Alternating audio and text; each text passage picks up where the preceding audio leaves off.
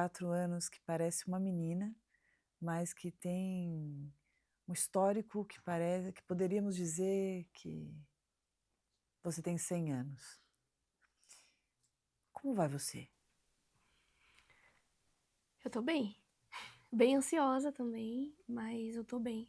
Hoje eu considero que eu tô muito bem comparado a qualquer outro momento da minha vida, sabe? Eu acho que hoje eu tô bem melhor, tô bem. Hoje eu tô feliz. Hoje eu tô crescendo do jeito que eu achava que eu nunca ia crescer. Qual parâmetro você tem quando você diz comparado ao que já fui antes? Qual é o momento mais difícil e doloroso que você consegue rememorar? Nossa, são vários, são vários. Eu não consigo dar um exemplo específico porque quando eu dou um exemplo tem outro momento que acaba como se fosse superando, sabe, esse evento ruim. Mas eu diria, comparado a antes, falando de uma forma geral, que antes eu vivia meio que em alerta constante, sabe? Eu nunca teve um momento na minha vida de paz. Sempre foi muito caótico, sempre foi muito estressante. Eu andava muito num nível de ansiedade tão elevado que era muito comum eu estar tranquila, acordar no outro dia com esse lado aqui cheio de mancha roxa no corpo inteiro, sabe? De coisas de parar no hospital, coisas do tipo. Então, eu vivi momentos de tanta ansiedade constante. Não teve uma baixa, não teve, esse ano foi tranquilo. Não, sempre era tudo muito caótico. E aí, por isso que eu falo que comparado com antes, Mas o hoje que tá. acontecia, Andy? Então, eu cresci num lar tóxico, cresci num lar disfuncional, e a minha mãe me teve muito jovem também. Então, até dos 0 aos 6 anos fui criada com meus avós, e aí meio que o meu nascimento meio que foi um problema ali na família, sabe? Porque ninguém estava preparado para me receber, entende? E eu fui crescendo nesse contexto bastante disfuncional, e todo mundo brigava muito, gritava muito, e eu não tive um momento de calma, de baixa, tudo era muito intenso, sabe? Era sempre uma questão, sempre um problema. Qual escola que eu ia estudar esse ano, com quem eu ia ficar, esse ano eu ia ficar com minha mãe ou com minha avó, sabe? Eu ficava pongando de um lugar pro outro. E Você lembra como você se sentia? lembro, na verdade, eu era uma criança que eu já pensava assim, eu questionava a existência muito cedo, sabe? Eu questionava a minha existência o tempo todo quando eu era criança. E eu falava, por que que eu tô aqui? Por que que eu existo? E com 5, 6 anos, eu já sentia vontade de não estar mais aqui. Eu ficava planejando coisas para quando eu ficasse com 20 anos e tal, sabe? Então eu me lembro que eu sentia já ansiedade, sendo criança, que é meio doido, não sei. Mas eu sentia muita ansiedade quando criança, eu era ansiosa. Eu ficava em alerta, do jeitinho que eu sou hoje. Não, Esse alerta era principalmente por quê? eu acho que eu não tinha uma estabilidade de vida em momento algum, sabe? Eram muitas brigas, Sempre alguma coisa sempre aconteceria. alguma coisa acontecendo. Sempre alguma coisa. E por eu ser uma criança que chegou, entre aspas, né, no momento errado, uma criança que nasceu de uma forma não planejada, então eu acredito que muitos problemas giravam em torno da minha existência. Alguém, não tem alguém para cuidar dela. Essa menina vai estudar onde? Cadê fulano? Não sei, sabe? E aí era muito angustiante, eu ficava muito sozinha. Eu fui durante um tempo filha única, neta única, sabe? Sobrinha E única, que tipo então de criança você foi? Como você lembra? eu era uma criança muito aparentemente alegre. É, Eu sempre fui para as pessoas muito sorridente e dentro de mim diferente, sabe? Eu sempre fui. Todo mundo falava o quanto eu era alegre, carismática, feliz, e isso me ajudou no meu interno, mas me prejudicou no meu externo, porque eu passei por muitas coisas e eu demorei de procurar ajuda, porque todo mundo achava que eu vivia uma vida feliz por eu ser bastante sorridente, sabe? E eu sempre fui muito assim, elétrica, sorridente e tal. Então, na infância eu era desse jeito, sorridente, porém, e no off eu não era assim, sabe? no off você era como? Eu era confusa, eu ficava tentando resolver os problemas dos meus familiares, eu ficava tentando acabar com a briga, sabe? Todo mundo brigava muito. por tudo, o tempo todo. E eu era uma criança muito consciente das coisas. Eu sempre fui muito sempre me colocaram no meio da briga como se eu fosse adulta também, sabe. Então eu tentava fazer alguma coisa pra melhorar aquela situação, e eu me colocava nesse lugar de culpa, de culpada de toda a situação também, e aí eu ficava tentando melhorar as coisas, entendeu. Tipo Então era um acreditar que teria responsabilidade sobre algo, sim. mas dentro de uma insuficiência infantil. Sim, eu não conseguia nem raciocinar exatamente o que estava acontecendo, sabe. Eh, eu não sei se isso talvez seja controverso, mas assim, eu tinha consciência do que acontecia, porque aquilo era passado pra mim, mas ainda assim eu era bobinha, eu era uma criança. Então eu não tinha noção do quão grave era ou da proporção das coisas que acontecia comigo, entende? Não tinha noção. E eu só sabia o que estava acontecendo, mas não tem nem base pra isso, uma criança, Quando né. você acha que você acordou para a percepção da inadequação de algumas situações? Quando eu entrei na fase da adolescência, que foi aí que eu comecei a entender outras famílias, entender alguns processos, Parâmetros, né? e isso, e eu comecei a perceber que eu estava sendo desrespeitada. Só que assim, esse perceber foi tipo 5 anos. Eu comecei com 15, 16 anos a ativar algumas coisas aqui na minha mente que eu falei: "Talvez isso não esteja muito certo". Só Alguns que gatilhos, né? sim, Uhum. só que na minha cabeça eu ainda achava que o problema era comigo. Então isso não tá muito certo, porque eu não sou boa o suficiente, porque eu não sou educada o suficiente, eu tenho que melhorar muito, tenho que aprender a ser mais calma, menos ansiosa. Eu sempre botava a culpa em mim. Foi aí que eu comecei a, de forma leiga mesmo, vendo vídeo na internet, lendo livros, estudar sobre até saúde mental. E eu comecei a estudar sobre como ser uma filha melhor, como conviver com os parentes de uma forma mais tranquila, e foi daí que eu comecei a perceber que tudo aquilo que o que eu estava fazendo era em vão, e que o que as pessoas falavam não era o que eu fazia, era o que a galera estava fazendo comigo. Foi daí que eu comecei a perceber: "Tá, se eu nasci, eu não tenho culpa de ter nascido, e todos aqueles problemas que foram colocados nas minhas costas quando criança, não são problemas meus", sabe. Hoje e aí eu pensava: "Hoje eu sou adolescente, e eu já tô chegando nessa fase de me responsabilizar não hoje, né, na época, completamente sobre as minhas ações. Só que muita coisa que me culparam não é culpa minha não". Mas aí eu comecei a perceber, foi muito demorado, né. Eu falo como se fosse um start, Não, não foi, não, foi muito eu demorado. acho que além de ser um processo demorado, muitas vezes para grande parte das pessoas não acontece. Mas quando isso está em processo de acontecer, desperta na gente muitas coisas, como por exemplo o sentimento de culpa. É muito comum a gente ter culpa sobre o que não tem nada a ver conosco, mas ao carregarmos um lugar muito tempo, ou mesmo algo que colocaram para nós, tem-se um processo de lealdade também, de como eu me dispo disso que eu entendi que me vestiria. Como que eu largo mão de algo que até então parecia que era tão meu.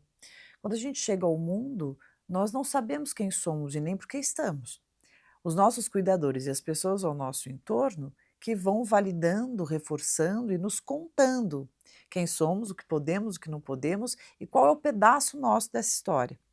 Então, o adolescer é uma fase também de discernimento do que tenho, do que me deram e do que realmente é meu. Só que só mesmo na fase adulta, não para todos, porque nem sempre essa maturidade ela é alcançada, nem sempre a gente se autoriza o bastante, mas na fase adulta nós somos capazes de discernir com mais exatidão e percebermos melhor, inclusive, a culpa, a lealdade, o nosso lugar na família, o lugar que queremos no mundo. Então é um momento que, se nós conseguirmos recursos o bastante, a gente consegue a tal da libertação, né. É, demorou, viu. Na verdade, até hoje eu não tô liberta, eu acho, porque quando a gente eu cresci construída nisso, sabe. Então o quê? Foram 22 anos. É, Que lugar é 22. esse da família que você poderia dizer, se eu te perguntasse, que nome você dá no seu lugar nessa família? Que nome pra mim? É, no lugar. Que lugar é esse da família que você sempre assumiu? Hum, eu não sei dizer, eu acho que eu falaria, pelo menos assim, eu acho que é muito mais uma perspectiva minha do que de fato o lugar. Sua? Mas eu diria que eu sou um incômodo na família, Um incômodo? sabe? Até Um enquanto. incômodo, mas que ao mesmo tempo precisava mediar, um incômodo mediador, Uhum. um incômodo resolutivo. Eu era muito bem vista até enquanto eu seguia todos os padrões. Eu sempre fui uma menina muito quietinha, muito. Todo mundo falava: Nossa, como você é doce, como você é educada, como você é quieta, sabe? Eu sempre me destaquei em vários aspectos quando a gente saía, então eu sempre falei muito bem, e eu cantava e fazia um bocado de coisa, então eu era meio que. Quando criança, eu era um troféu, sabe? Dentro de casa, não, mas digamos fora. Apesar de tudo, eu era como se fosse um troféuzinho. Era muito esperta, eu era uma criança de 6, 7 anos que a galera fala: Meu Deus, essa menina é muito inteligente, e todo mundo ficava impressionado. Só que aí eu fui crescendo e eu fui percebendo que tava tudo errado e eu deixei de ser esse troféu, sabe? Você se tornou o quê? Eu acho que tipo um bode expiatório quase. É. Eu me sentia culpada de tudo, porque eu não conseguia existir. Eu não conseguia ser o que eu queria ser, porque eu tinha que continuar sendo aquela menina, criança que fazia tudo de acordo com o que todo mundo falava. Então, assim, eu quero fazer vestibular para tal coisa. Não, você vai fazer para tal coisa. Eu quero, por exemplo, só tive a oportunidade de consertar meus dentes depois que eu viralizei, depois que eu tive dinheiro. Mas assim, ninguém tava nem aí, entendeu? Porque isso não afetava eles, isso só afetava a mim, entendeu? Tratamento de coluna. Eu tenho escoliose, já tive várias lesões e ninguém tava nem aí. Então, as minhas reais necessidades como adolescente, como criança, não eram supridas, necessidades emocionais, algumas coisas de saúde, etc. Entende? Eu sempre tive é, boas condições, a minha família e tal, e sempre teve acesso a isso. Mas apesar desse acesso, eu era uma criança. Só podia, de fato, suprir certas necessidades acompanhada e ninguém tava nem aí. O aí que a galera tava era no momento que eu ia dar retorno, entende? E crescendo, eu não dei o retorno que muitos esperavam. Você está me dizendo que você sente que a estrutura ela estava muito propensa ao que poderia receber de algo que elas deixaram bem claro que não cabia ali, e por Uhum. acaso veio. Mas para dar para você, te olhar, te perceber, dar espaço para que você seja e se mostre, nunca houve. Não, eu só podia crescer ao ponto de estar dentro disso, sabe? Do que era, de um quadrado, do que era imposto ali. Quando eu questionava ou crescia mais do que aquilo, sabe, cortava o meu barato, tipo, cortavam minhas asas. E eu sempre sonhei muito grande, eu sempre quis muitas coisas, eu sempre fui muito comunicativa, gosto de falar e tal, então me controlar era muito difícil, sabe? Me controlar dentro de mim. É porque, na Sim. verdade, eu falo isso e parece que eu era descontrolada, e não é isso. Quando eu falo me controlar era difícil, é que é eu comigo mesma. Eu via que alguma coisa estava errada e eu tentava o máximo estar dentro do padrão. Uhum. E chegava um momento que eu não conseguia mais, porque ia contra a minha natureza, sabe? Eu Sim. queria existir um pouquinho só, eu queria. E eu não conseguia. Eu conseguia existir e outros recebiam mérito por isso, entende? Era Como que muito isso e complicado. como isso era refletido, por exemplo, na escola, no seu ambiente externo? Como você conseguia ser essa pessoa que não havia espaço para que você fosse, Eu na sua acho intimidade? que eu conseguia, no caso, como eu conseguia explorar isso, né? É, porque se você estava muito reprimida na tua casa, é duro, porque o lar deveria ser o lugar que nós nos reabastecemos, né. Deveria ser o lugar de paz, deveria ser o lugar de nos alimentarmos, para que então conseguíssemos nos posicionar no mundo, porque entende-se que os leões estão fora, não dentro, né. Mas quando os leões estão dentro e os lobos estão fora, é duro, porque parece que a gente fica pisando em ovos em qualquer lugar do mundo. E isso desperta, assim, muita ansiedade, né, que eu estava até pensando enquanto você estava falando, que você chegou aqui, sentou, eu comecei a te explicar e você falou: "Nossa, minha pressão está Minha baixando. pressão Tem cai. alguma coisa para eu comer?". Então, existe também uma insegurança aí dentro, né, existe também uma insegurança que muitas vezes ela é despertada com a ansiedade, e essa ansiedade ela talvez venha disso. Você teve pouco espaço de segurança, né, de abrigo para conseguir se reabastecer, aquele acolhimento necessário para que você consiga se fortalecer para o mundo. Não, eu nunca me senti segura. É. Eu tanto nunca me senti segura, que eu tinha sonhos, assim, que eu acredito que são sonhos muito perturbadores pra uma criança de 5, 6 anos. Eu tinha sonhos onde eu achava que na minha cabeça inclusive, meu Deus, viajei muito agora. É porque, assim, eu lembrei de alguns desenhos meus quando eu era criança. É. Eu desenhava eu e todo mundo eu desenhava como cobras. Meu Deus, Você desenhava você um monte de e um monte cobra? de cobra. E hoje eu tô meu Deus do céu, que doido, né. Mas Sozinha? Você assim desenhava só você? sim, só eu e um monte de cobra. E quando eu ia dormir, eu tinha muito medo de dormir, porque eu tinha muito pesadelo, mas era muito, muito pesadelo. E é uma coisa até que eu já falei pra galera, eu tinha muita paralisia do sono, sabe. Eu acordava assustadíssima. E aí, eu ficava assim: "Quem vai me proteger disso?".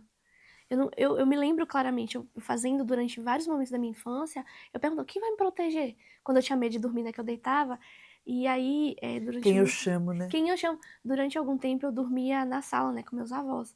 E apesar de, por exemplo, meu avô, uma pessoa ele hoje é falecido, mas uma pessoa maravilhosa, eu não tinha a sensação de segurança, mesmo com ele sendo uma pessoa Por quê? maravilhosa. Eu não sei dizer, mas eu achava que eu não sentia. Faltava alguma coisa, Eu né? senti um vazio dentro de mim. Até hoje eu sinto esse vazio, um vazio, como se eu tentasse buscar alguma coisa e não tem onde pisar, não Então, tem se base. você tivesse aquele despertar noturno, que você fosse chamar alguém, que você teria segurança e soubesse que essa pessoa viria, não havia quem chamar. Havia quem chamar, mas eu achava que essa pessoa ia ser tão parte do terror quanto o terror que eu estava vivendo, entendeu? Eu tinha medo, eu não queria chamar ninguém. E Você fala de uma solidão? sim, sim, durante muito tempo, inclusive, quando você perguntou sobre o que que eu fazia para tentar me expressar, aí que veio a questão do mundo artístico, né. Eu sempre hoje já faz muito tempo que eu desenho, mas eu desenhava muito bem, tipo, de olhar, assim, para o teu rosto, chegar aqui, ó, Já consegui. sim, e Uhum. desenhar. Desde sempre, então eu desenhava muito. Eu sempre sonhei, por exemplo, em ser cantora, eu cantava, eu criava música, eu criava música sobre o que estava acontecendo, enfim, eu dançava também, eu gostava muito de dançar. Então, toda essa expressão que eu ficava reprimida era tudo jogado na arte. E por isso que a galera fala: "Nossa, você acabou de começar a cantar e parece que já tá há tanto tempo fazendo isso". É porque eu tô há tanto tempo fazendo isso, Sim, sabe. Eu sim. tô há muito tempo planejando, fazendo e me esforçando pra isso, porque isso não era só um desenho nem nada, era literalmente um refúgio, sabe. Eu conseguia me refugiar muito E nisso. uma forma de colocar para fora tudo isso que estava aí dentro. E Uhum. quando você chegava lá fora, no mundo lá fora, como era? Era muito contrastante. Porque, eu tive acesso a boas pessoas, a boas escolas inclusive, e nesse acesso que eu tive, eu comecei a perceber que o que acontecia comigo não era normal, sabe, não deveria estar acontecendo. Uhum. E ao mesmo tempo, tudo lá fora soava muito pesado pra mim, porque o que pra algumas pessoas era simples, era normal, pra mim não era. Então, por exemplo, eh buscar cedo na escola e não ser esquecido, sabe. Ninguém era esquecido na escola. Você era? Eu era esquecido na escola uma vez. Você acha Hum, engraçado? eu acho é porque me rendeu situações cômicas, sabe. Mas se você não achar engraçado e você acessar o que você sentia, Na época, eu não conseguia ver hoje, isso como algo hoje, ruim. hoje, Hoje na nossa hoje conversa comigo aqui. hoje eu acho que isso não é legal. Não, Porque, por exemplo, eu tenho meu filho hoje eu sou mãe. sim. Eu busco antes pra ele não ser buscado depois. Porque você já sabe, inclusive, como é a sensação. Sim, Qual sim. era a sensação de ser esquecida na escola?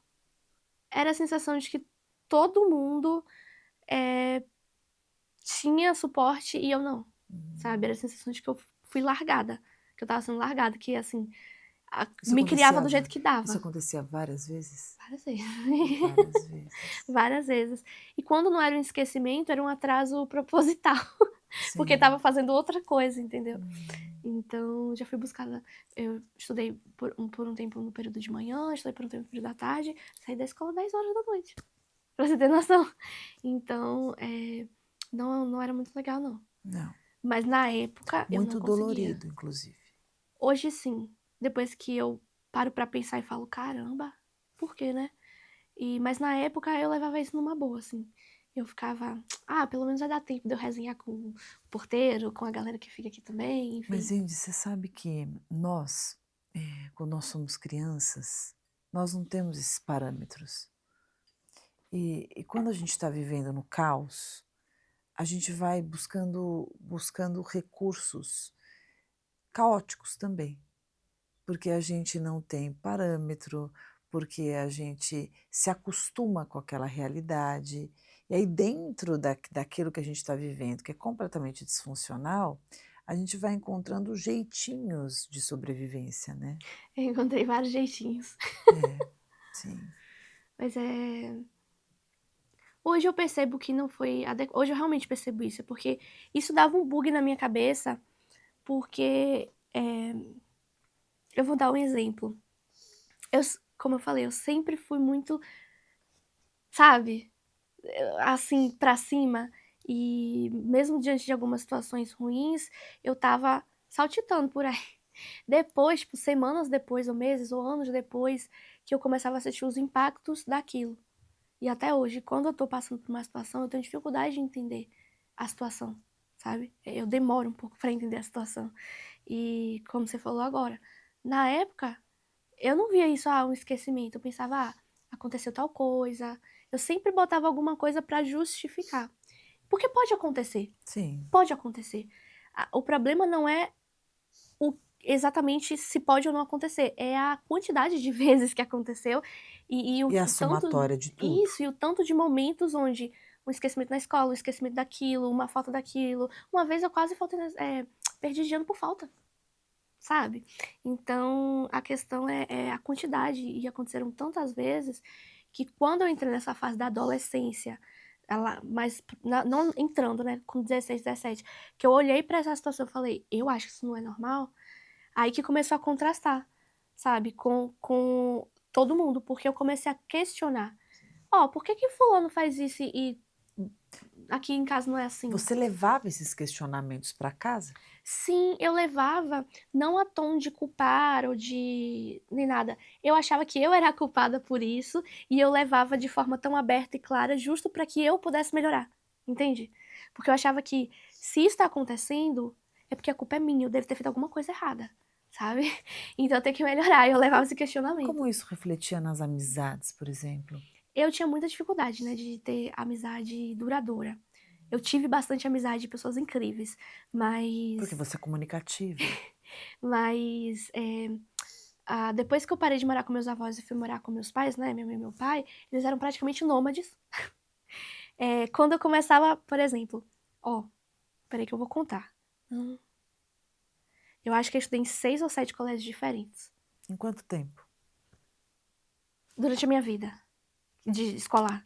Estudei, sabe, em vários colégios diferentes, acho que uns 7 ou 6 colégios Ou diferentes. seja, na hora que você estava construindo o vínculo, se Muda. desfazia. Uhum, mudava. Como você sentia? Eu ficava muito chateada, porque, alguns amigos meus, eles deixavam de entrar em contato comigo, porque a gente não podia mais sair junto, a gente não podia mais conversar direito, a gente não se via mais, e aí quando eu construía finalmente uma amizade, eu mudava, aí eu me sentia era horrível, eu me sentia isolada, sozinha, no ambiente externo também. Você era avisada? De mudança? Acho que sim, acho que sim. Sempre falava pra mim que eu ia mudar de escola e tal. Mas ainda assim era bem assim como casas também. Eu acho que na minha cidade pequena, né, pequena não, já é bem grande, Feira de Santana. E eu morei quase em todos os bairros de Feira, porque um ano numa casa, outro ano noutra casa, já teve no mesmo ano 4 vezes, mudando no mesmo ano. O que acontecia? Eh, quando também eu cheguei lá com uns 12, 13 anos, os meus pais, eles começaram um processo de separação, mas um processo muito intenso, assim, bem problemático. E eu estava no meio disso tudo. Então, dentro desse processo de separação, ocorriam brigas, e aí ia para outra casa, entendeu? E aí ia para outra casa, e ficava nessa. Eu não conseguia entender o porquê de tantas mudanças, na verdade. Mas eu me lembro algo assim. E como que isso repercutiu nas suas escolhas afetivas? Porque você está me contando de muitos sentimentos de solidão, abandono, rejeição, falta de segurança. Penso que a internalização amorosa, ela foi muito deturpada, muito Sim. atrapalhada, muito desorganizada. Como que isso refletiu na sua escolha amorosa, no que você permitia que fossem feito para você, a tratativa da pessoa com a qual você se relacionava com você, a tua percepção sobre o seu merecimento, como que isso Eu foi? acho que isso atrapalhou tudo, na verdade. Porque, assim, quando alguém gostava de mim, era sempre uma pessoa muito parecida com o pessoal da minha família, sabe? Tipo? E uma Tipo o pessoa quê? que, no final das contas, não respeitava a mim, não respeitava meus limites, e eu sempre estava querendo pessoas assim, E sempre buscando sabe? agradar, né? Buscando agradar. Uhum. E na verdade eu já tinha passado por tanta coisa que qualquer pessoa que chegava um pouco menos do que isso, pra mim já estava incrível, sabe? Inclusive foi assim com o pai do meu filho. Eles mesmos jogavam isso na minha cara, né? Você vai pra onde? Você vai fazer o quê? Alguém vai te apoiar? Ninguém vai te apoiar. Ele falava isso. Você vai voltar pra você ver o inferno? Sabe? Ele ficava fazendo esse joguinho porque era muito pior o que eu vivia do que o que eu tava vivendo com ele. Quando eu falo do relacionamento abusivo, a galera fica, pô, você viveu isso? Eu já vi coisa tão pior, sabe? Me descreve esse começo de relação. Hum, o começo de relação pareceu incrível. O que que te encantou? Ele ser uma pessoa que demonstrava ser uma pessoa estudiosa, uma pessoa leitora, uma pessoa que conhecia sobre filosofia, sociologia e tal. E ele também passou pra mim que ele era muito trabalhador. E isso me atraiu muito, né, porque eu gosto muito de conversar, de trocar figurinhas ali com a pessoa, e eu tinha dificuldade de, às vezes, achar umas pessoas que gostavam de ler, que tinham coisas Então pra pareceu falar. consistente, né? Isso, Uhum. eu conheci ele virtualmente, então foi bem acho que foi bem fácil pra ele de me passar as informações, e isso me deixou assim: "Uou, cara, ele gosta de trabalhar", porque assim, eh, eu sou meio doida por trabalhar, né. Quando eu fico hiper focada numa coisa, eu fico obcecada por aquela coisa, e eu sou capaz de passar 3 noites sem dormir só fazendo aquela coisa. Então, pra mim é muito importante alguém que seja tão trabalhador quanto, porque Uhum. às vezes a pessoa vai me cobrar uma atenção que eu não vou conseguir dar, Uhum. porque eu me conheço. E eu sou muito envolvida com aquilo que eu tô fazendo. Então, se a pessoa também não tiver responsabilidades e também ser envolvido com alguma coisa, a pessoa vai ter muito tempo livre e vai me cobrar uma coisa que às vezes eu não vou conseguir dar, Uhum. entende? Uhum. Então, quando eu vi ele assim, eu falei: "Caramba, uma pessoa com a mesma sintonia". Aí depois eu descobri que não era nada disso. Demorou? Até que não, porque eu engravidei, e aí eu tive Covid grávida e logo eu fui morar com ele. E a gente, casou num coisa de união estável, e um mês e pouquinho já começou sinais, na verdade, um mês e pouquinho ele não trabalhava. Ah, ele não Não, trabalhava. Era era mentira. mentira. E eu percebi isso porque eu fui morar com ele, então não tem como esconder que você trabalha, entendeu? E só que ele inventando umas desculpas, não, é porque eu trabalho na empresa da minha mãe, é porque eu trabalho não sei o que, não sei o quê, é porque eu já vendi uma casa, então já tô com esse dinheiro dessa venda. Eu falei, sim, você vendeu uma casa, vai e vender, vai ficar 2 meses sem fazer nada, até vender outra casa, entendeu? E Te aí, angustiou isso? nossa, muito. É, sim, sim. Mas até um tempo ele conseguia manter um porte de tá tudo sob controle, sabe? Você era bem tratada? Não. Olhando hoje, não. Na época eu achava que sim. Sim. Na época eu achava que eles eram uma família, que finalmente eu tinha acesso a uma família. O que te fez perceber que não era? Eu percebi que eu estava sozinha no barco, e o que me fez perceber que não era uma família é quando eu estava sendo mulher solo, sabe, mãe solo, eu estava sozinha. Eu estava vivendo com uma pessoa que não trabalhava, ficava o dia inteiro dormindo, ou jogando, ou fumando, e eu fazendo tudo. Eu estava sozinha. E aí isso me fez perceber que as coisas não estavam certo. Porque toda vez que eu questionava: "Vem cá, bora vender alguma coisa, bora fazer um negócio, bora", sabe, ou bora, não ia pra frente, as coisas não iam pra frente. Quando eu falava: "Pô, velho, tu vai ficar o tempo todo aí nesse jogo", não dialogava. Eu acho E que quando você falava, você era ouvida? não, era sempre os argumentos meio: "Vou botar esse argumento pra você não questionar?". Ah, então pessoas da família dele falava: "Você é mulher, uma mulher tem que ficar 100% submissa, você tem que obedecer ao seu marido, você não tá sendo de Deus, porque você não tá edificando um lar", entende? E aí, esses argumentos, às vezes, eles são muito pouco questionáveis, assim, no sentido de que: "Pô, eu sou mulher, então tem que ser desse jeito", sabe? Uma coisa assim meio, sei lá, fechada. Você está me falando muito sobre trabalho, sobre as responsabilidades de um pai, de uma mãe, mas sobre carinho. Tinha pouco carinho, mas já era muito carinho pra mim. Porque, O que que é eh, muito carinho para você? acho que Acho que muito carinho é a pessoa me abraçar, sorrir pra mim e não gritar, né. Acho que sim, não sei. E deixa eu ver, a pessoa me tratar bem, O que que né. você sente quando você me fala isso? Eu sinto que tem alguma coisa errada na minha fala É. e tem alguma coisa muito errada, porque eu tô falando isso, mas não é isso que eu dou para o meu filho. O que que você dá para o seu filho? Ai, muito aperto pra um caramba ele, eu beijo tanto ele que ele fala: "Mamãe, parou".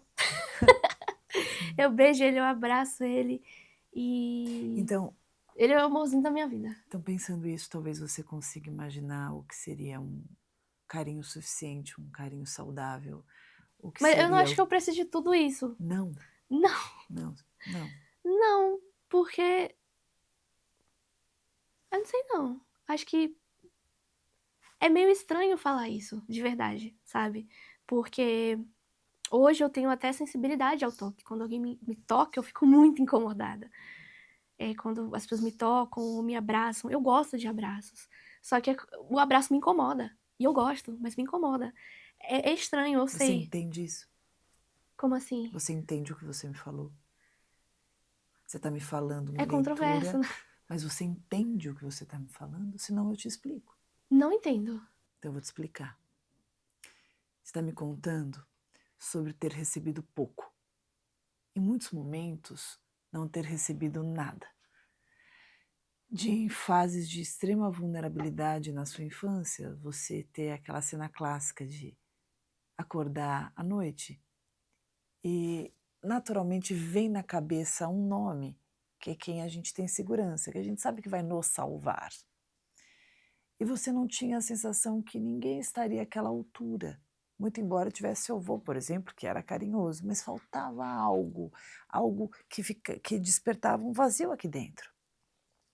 Depois você me conta sobre abandono, sobre negligências, sobre ter recebido muito pouco, ter sido exigida muito. E ter se visto muito mais no lugar de ter que fazer para sobreviver do que receber e se sentir segura, que é tudo que uma criança precisa.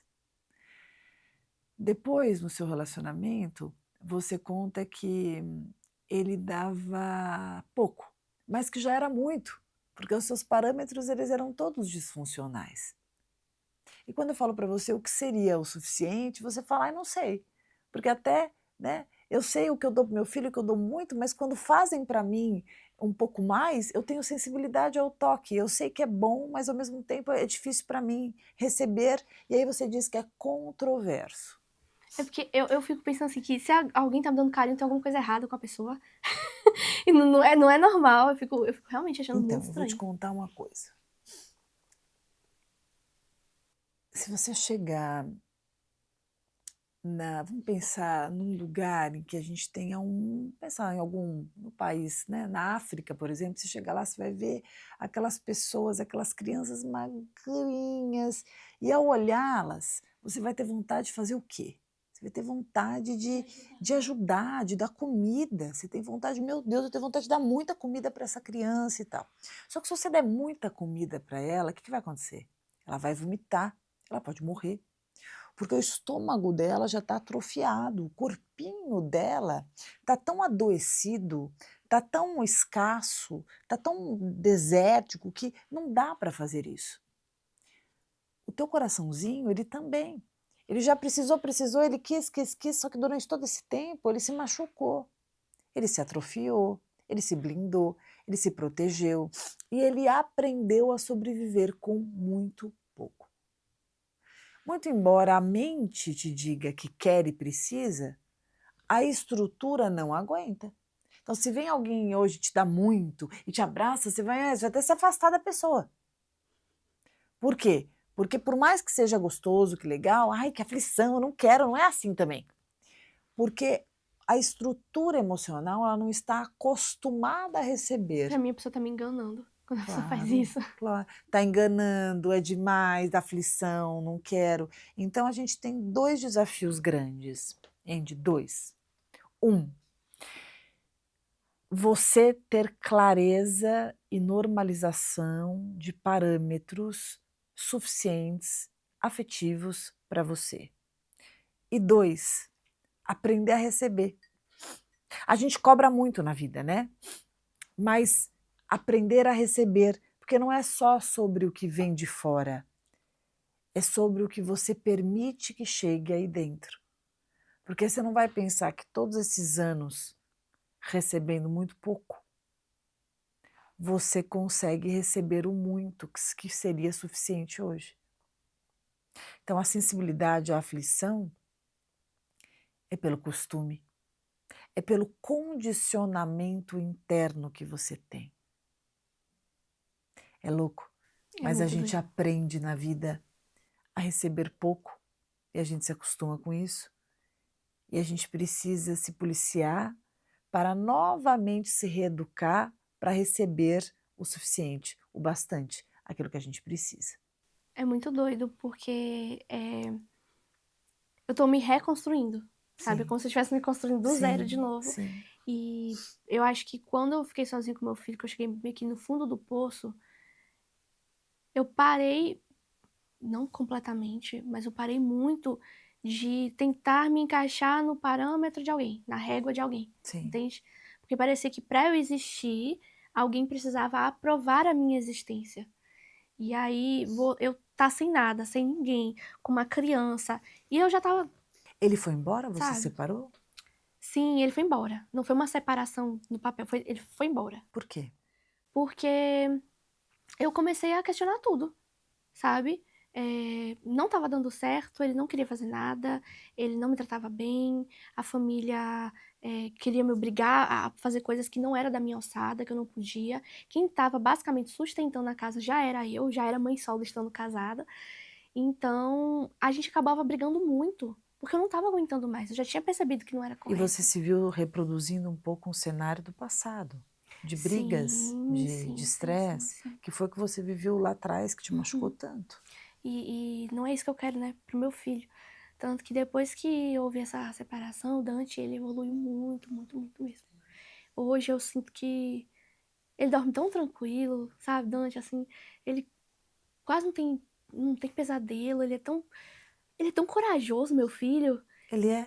Ele é muito corajoso, ele é muito, sabe? Ele não hesita, às vezes, em fazer coisa nenhuma, sabe? Eu tive consciência muito rápida, assim, eu tenho memórias de 3 anos, e eu já tinha medo de encostar aqui, de sentar, eu já pedia por favor. Eu sei, a galera fala que é algo de educação, mas quando eu me enxergo, eu não me vejo como uma criança educada, eu me vejo como uma criança cortada, Amedrontada. amedrontada. E o Uhum, meu filho, ele não tem medo. Por isso que eu sim. falei, por que não trouxe o Dante? Ele já teria derrubado tudo isso aqui, porque ele não tá nem aí. E não porque ele é mal educado, mas porque ele é corajoso pra um caramba. Ele é corajoso, ele não tem medo de explorar, de sabe, não tem medo. Você Fico deixa ele muito ser. feliz. Sim, nossa, eu fico tão feliz disso. Porque eu tenho muito, muito medo de reproduzir algumas ações. Ainda tem coisas que eu reproduzo, como por exemplo, às vezes eu não consigo não gritar. Isso é péssimo. Só que às vezes parece que é maior do que eu. O estresse, o nervoso, sabe? Eu fico, menino! Aí eu, sabe? E eu queria gritar menos. E, Os gritos eram frequentes na sua história? nossa, o tempo todo. O tempo todo? Tempo todo, tempo todo, tempo todo. Eu já sou uma pessoa que fala alto, mas a galera fala muito mais alto e de uma forma bem gritada, assim. E definitivamente eu não quero isso, entendeu? Porque grito dá trauma também. Eu não falo no grito normal de a criança tá se jogando de um lugar e você, menina! Super normal, sabe? Normal. E uma vez ele tava com um garfo, querendo botar o garfo dentro da tomada. É óbvio que eu ia gritar. Como é que Claro. eu e ele sozinho, na hora que eu vi aquilo, eu falei, Dante, pelo amor de Deus! Mas eu falo do grito mesmo sem necessidade nenhuma de você não estar fazendo nada. De você, sei lá, tá só existindo ali e você ser reclamado por aquilo. Entende? E aí foi muito constante. E não só o grito comigo, mas o grito de uma forma geral. De outras pessoas para outras pessoas, sabe? Então, é terrível. E hoje o que você pensa sobre o amor? Eu acho que o que eu penso sobre o amor é minha relação com meu filho. Eu não consigo enxergar outro amor. Eu sei que tem, mas eu não consigo ainda. Espero que eu consiga. Mas eu realmente ainda não consigo. Eu enxergo o amor pelo meu filho. E eu nem espero. Ele tem 3 anos, às vezes eu fico, será que ele me ama de volta? Você tem dúvida? Mas. Acho que sim. É? Eu tenho dúvidas. Por quê? Porque ele é muito novinho, né? Não sei. É. O que vai definir se ele me ama ou não? Eu realmente não sei. Sabe? Mas eu sei que eu amo ele pra um caramba. Então eu defino isso com amor. Porque quando eu vi ele foi a melhor coisa da minha vida. E não importa o que aconteça. Eu vou suprir as necessidades dele. Tanto as que são obrigação, quanto as que não são, quanto as que eu puder pra sempre. E quem na sua vida você já teve certeza que te amava? Eu acho que meu avô e minha É, tia. é. Por quê? Porque a minha tia também faleceu, né? Mas porque a minha tia nunca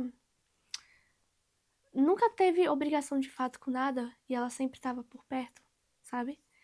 Então, não era uma coisa assim, sei lá, não parecia estar incomodando ela, sabe? Apesar de que com ela eu era muito mais aberta e tal, e a galera falava que ela me mimava, enfim, mas eu era muito mais tranquila.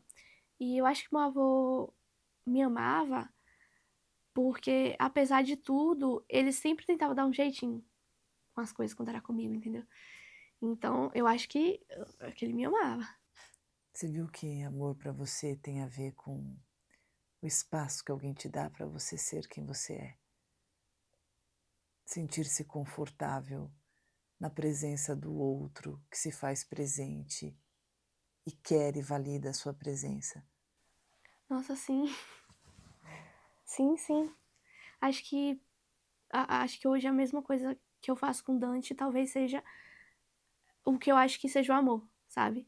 Quando você tá junto com alguém, mas você não deixa de existir por estar com aquela pessoa. Você consegue existir e brilhar junto. E a pessoa consegue existir e brilhar junto. Isso. Ninguém tenta subir ou sei lá. É natural, né? Eu acho que quando eu sentir o amor por outra pessoa, acho que vai ser, tipo, da pessoa pra mim, né? Sentir que eu tô sendo amada, acho que vai ser natural. Pelo menos, acho que tem que ser assim, né? Não sei. Mas tem que ser assim, sabe? Porque Penso que sim, mas agora acho que você não pode perder a oportunidade de enxergar o amor do teu filho por você. Eu te convido ele tem a 3 anos e meio, perceber, não sei se ele me ama, não. ué, mas ele poderia ter um dia. Mais do que o que ele sente é você permitir que ele sinta. Sabe quando a gente consegue ver o que o outro sente? Quando nós temos clareza sobre o que sentimos sobre nós. E você? O que hoje você sente sobre você? Sobre mim? É. Hoje eu sinto que eu não tenho culpa de ter nascido, que eu não sou um incômodo e sinto que eu mereço ser amada. Ainda isso não tá o que tá na minha cabeça, ainda não é o que às vezes eu consigo aplicar, o que eu consigo Sim, ser, tá. mas é o que já tá na minha cabeça pelo menos, porque antes eu não tinha isso na minha cabeça. Mas hoje eu tenho na minha cabeça de sim, eu não sou uma pessoa difícil de amar. Eu escutei, né, durante a minha vida que eu era muito difícil de ser amada, entende? Ó, eu até queria te amar, já escutei isso várias vezes, mas assim, é difícil amar você, sabe? E eu ficava assim, poxa, porque é tão difícil me amar? O que que eu tô fazendo de errado?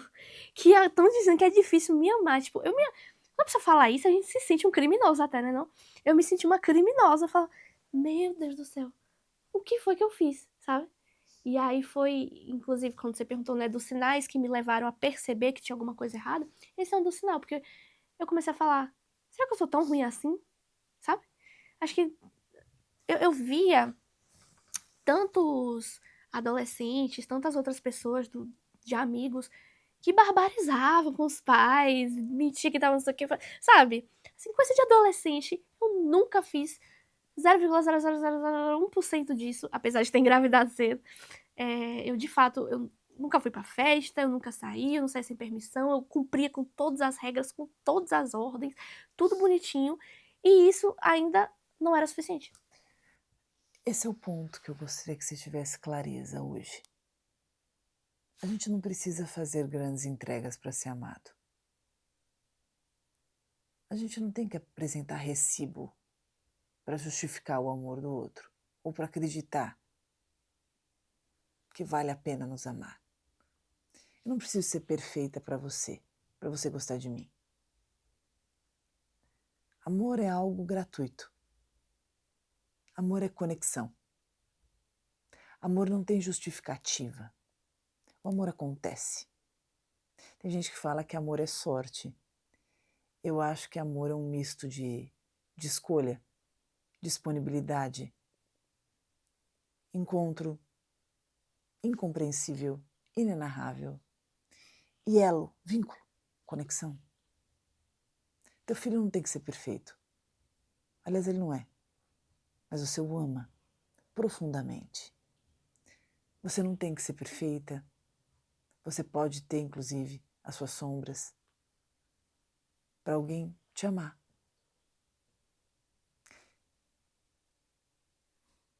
Você precisa olhar mais a fundo no teu filho.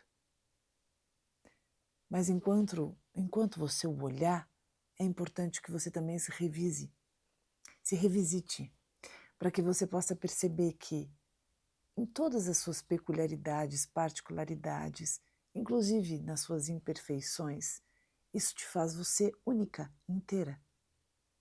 E ao perceber isso e abraçar o que você é, talvez você encontre um lugar para si mesma. E ao olhar nos olhinhos dele, você veja o seu reflexo. Ele é um fofo, ele é a coisa mais linda do mundo. Você também. Obrigada. Aliás, se você o ama, preste atenção. Se você o ama, há parte sua nele. Muito da forma que os nossos pais nos tratam diz muito mais sobre eles do que sobre nós. Afinal, nós somos uma extensão deles, que durante um bom tempo somos dependentes e depois teremos nossa vida própria. Mas enquanto somos dependentes e justamente nessa fase nossos pais não conseguem nos validar, nos amar, nos dar segurança, isso nunca é sobre nós. Isso é sempre sobre eles.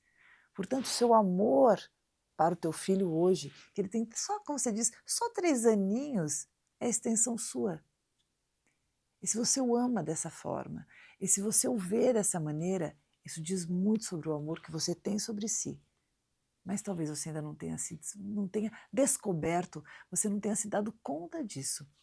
Eu espero tanto que com esse empurrãozinho você consiga olhar um pouquinho melhor. Eu tô melhorando. Eu era muito pior, mas eu tô melhorando mesmo. Inclusive, eu acabei de lançar minha primeira música, que é a Menina Má, e a Menina galera... má? Por Uhum. quê? Justo por causa disso. É. Porque sabe quando eu falei que eu tentava tanto me encaixar, que eu só era aquilo que as pessoas queriam que eu fosse. E no momento que eu era um pouquinho eu era uma pessoa má, uma menina má, sabe? Eu era mal criada, eu era errada, eu estava sendo inadequada, eu estava sendo insuficiente. E não porque eu fazia coisas ruins. Às vezes eu só queria, sei lá, só queria ser normal. Não sei, Sim, sem sim, questões, sim. não Ser tem. espontânea. Exatamente, eu não podia isso, porque Sim. no momento que eu era diferente do que da régua de qualquer pessoa, eu me tornava, tipo, ó, o bode expiatório, a vilã, aqui não presta, sabe? E aí, quando eu fiz Menina Má, eu falei assim, eu não quero ter medo mais de, na versão daquela pessoa, ser a vilã, entende? Não é Menina Má por ser uma pessoa ruim, mas é Menina Má como símbolo de libertação, sabe? Quer olhar pra mim e dizer que eu sou isso, que eu sou aquilo, não sei o que, inventar história porque eu não tô cabendo no seu trequinho? Então inventa, sabe? Antes, quando isso era muito usado, até pelo pai do meu filho, por muitas pessoas, como uma forma de me manter sob manipulação. Tipo, Tipo assim, você era tão doce, tão boazinha, agora que você falou isso assim, você não é a mesma pessoa, não é tão boazinha. Aí é, eu tenho que voltar, dar 2 passos pra trás e me conter, sabe? E aí eu ficava dentro, me ofuscava, né? Aí a pessoa falava, nossa, você tá questionando isso, sabe? Sempre que eu queria questionar ou ser alguma coisa, era como se fosse, era como se eu fosse ruim, entende?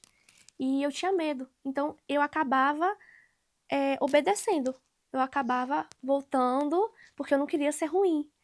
E aí, depois de um bom tempo de terapia, eu falei, ok, se eu sou um ser humano, vão ter momentos que eu vou ser boa, vão ter momentos que eu vou ser ruim, vai ter momentos que vai aumentar, né, ficar bem em evidência as minhas qualidades, outros momentos vai ficar em evidência os meus defeitos. Então, eu tenho que ter o meu direito de errar um bocado também. Eu sou jovem, eu não sei nada sobre a vida e eu tô aprendendo, eu não tenho intenção de fazer mal pra ninguém. Eu só quero viver normal sem me sentir culpada de, por exemplo, eu tô aqui com você, eu tento pegar esse copo e sem querer isso aqui cai. Eu me senti um monstro antes, por qualquer mini coisa. Hoje eu falo, meu Deus, eu sou um ser humano, isso acontece. E se você, exemplo, se você quiser dizer que eu sou uma pessoa ruim porque sem querer eu derrubei esse negócio, o problema é você, né? Eu não, entendeu? Então se pra você eu sou a menina má, eu sou a menina má. E dentro desse negócio de menina má, eu vou viver. Eu não vou mais ficar no seu parâmetro. Porque as pessoas olham, menina má é uma coisa ruim. Ok, eu não me importo se você vai dizer que eu sou má, que eu sou boa, o que que eu sou. Porque não é o que você pensa mais sobre mim, sabe? É o que agora eu quero e o que eu sou sobre mim. eu escrevi uma coisa para você aqui, para você guardar para sempre. Ai, por isso que é menina má. Eu me sinto liberta em falar isso.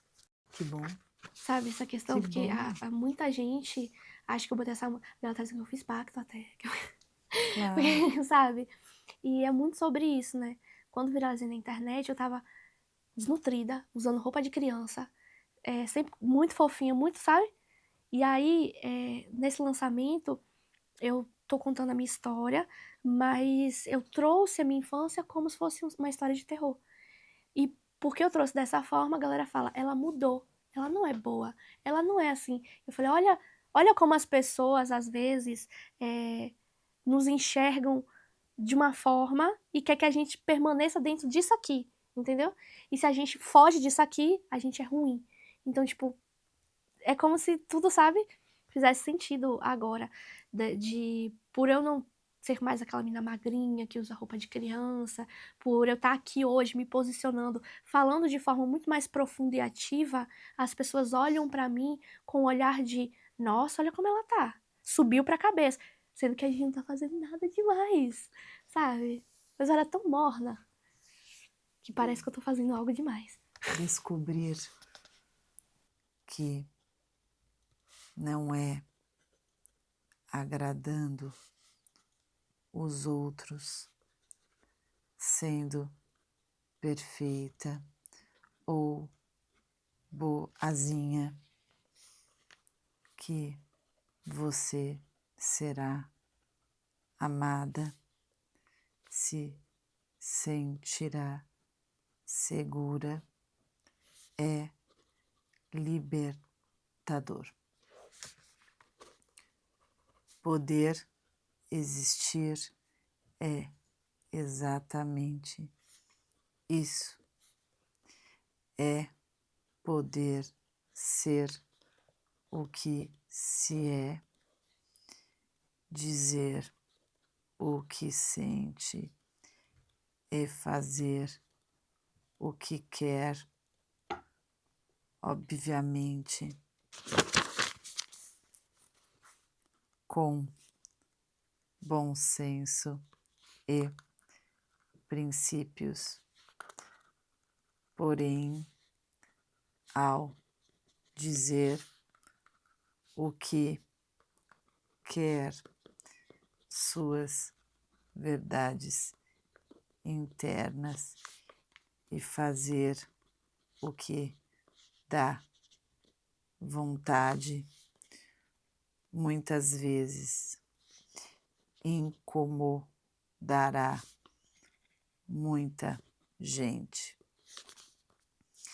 Se desencaixar de lugares propostos pelos outros se faz necessário, mas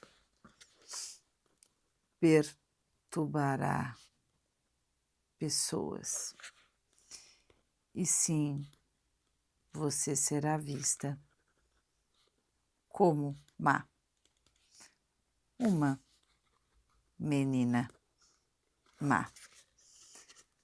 Mas se é esse o nome que se dá ao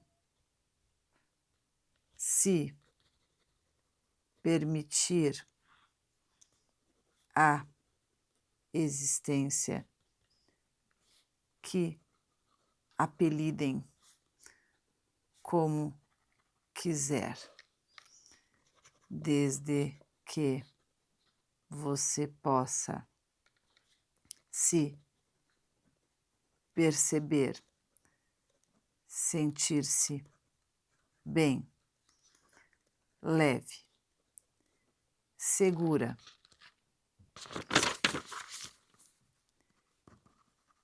e principalmente amada, sobretudo por si mesma.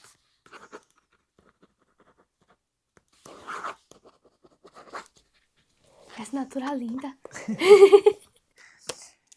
Quando nós percebemos o que queremos, precisamos, quando nós assumimos os nossos desejos, quando nós temos claro aquilo que nos é importante, nós vamos nos colocar na vida de certa forma que vai incomodar muitas pessoas, principalmente aquelas pessoas que querem que nós nos encaixemos aquilo que elas determinaram sobre nós. Então, para elas, nós seremos más. Para elas, nós não seremos como antes. Elas vão querer nos convidar, inclusive, através de abordagens, chantagens e colocações para que voltemos a ser como no passado. Por elas, para elas, por conforto delas. Não é fácil. Nós temos que lidar com sentimentos de culpa, nós teremos que desnudar lealdades, até nós enxergarmos que, muitas vezes, o caminho para a nossa libertação, ele é bastante solitário. Mas que isso não quer dizer que sejamos sozinhos para sempre. Mas que, diante desse encarar e de assumir esse lugar, nós poderemos, com mais atenção e destreza, escolher quem queremos ao nosso lado. E nesse momento, eu te convido novamente a olhar nos olhos do seu filho, que é aquele que você tem certeza o quanto você ama, e diante dessa pureza do seu sentir, você possa se ver refletida nele. Para que você, o mais rápido possível, tenha certeza do seu amor por si. Essa é a base principal. Ela que vai te sustentar nos momentos que você estiver em baixa e nos momentos que você duvidar do que você realmente quer abraçar para o teu caminho. E que sim, em muitas decisões a gente vai estar só. E que as pessoas as quais poderão estar ao nosso lado serão escolhas. E que você escolha aquelas que abraçam as suas sombras, que sabem das suas imperfeições, que você pode estar à vontade com elas, que inclusive suportam o seu silêncio, os seus momentos de inquietude, seus gritos no vazio e os seus estranhamentos consigo mesma. É esse tipo de pessoa que vale você ter ao lado. Não é fácil de encontrar, mas elas existem. Tá bom? Ai, que legal. Ai, eu posso ler de novo agora aqui? Com certeza, Pode? você vai ler esses garranchos e depois você me conta, tá? Até a próxima sessão.